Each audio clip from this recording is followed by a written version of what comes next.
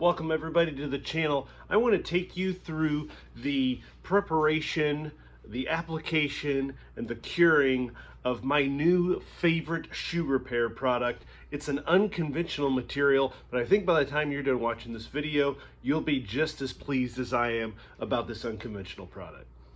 I've left you in suspense long enough. It's time for the product reveal. It is Loctite roof and flashing polyurethane sealant.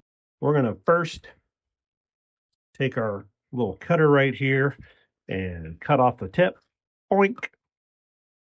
Like so. Down inside there is an aluminum foil seal. So we're going to take our little pokey doodad and we're going to poke down in there to pop that seal. Now we're going to install this just like you would any other tube. Or loaded. Our notches are at the bottom so we can ratchet it with our trigger. Let's go ahead and start application. Apply this between 40 and 100 degrees Fahrenheit. We're going to get a set of disposable gloves. These are just nitrile gloves, one size fits most. I almost forgot, have some paper towels handy. I do want to point out you want to have all of your surfaces clean and dry before you apply the polyurethane sealant. That's just so you get good adhesion, and when this cures, it's completely bonded to the substrate. It really helps, especially with these waders, that you go fishing or hunting with them before, and once you hang them up and they're dry, then you're ready to apply.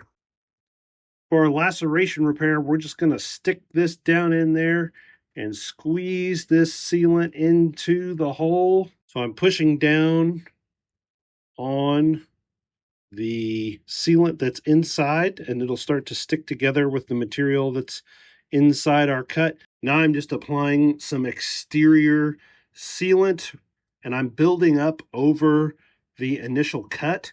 You can add up to ½ an inch of material before you need any support. I never do that much, but you know what the limitations are now. And I really want to just kind of smooth this out. That helps me just with my day-to-day work so I don't have anything catching. Somewhere there's a seep, and it's usually between the two materials that join together. So with the sole and the boot, and this rubberized boot and the neoprene.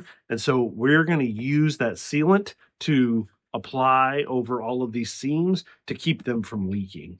As you can see, I've got really thick seams. They're all about 1/8 of an inch thick. I also had a potential seam rip right here, so I repaired that right on the neoprene. It is time for the touch test. So it's been 23 hours and 22 minutes since we last talked to each other. Looky there. Clean to the touch. This will take another 7 days to cure, but right now it is workable. It is dry to the touch.